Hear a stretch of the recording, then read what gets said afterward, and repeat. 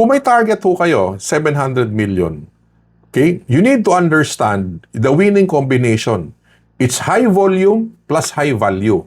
You need to admit more patients that should have the reason, the right reason to be admitted. Okay? And high value.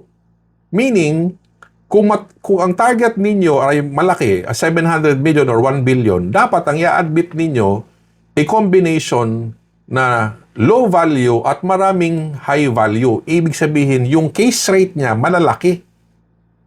Okay? So, high reimbursement per case with complete documentation and accuracy.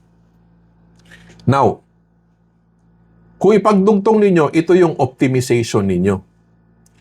Yung tamang number of patients papasok at yung tamang number na mataas ang case rate, somewhere in between, ito yung dapat na makuha ninyo.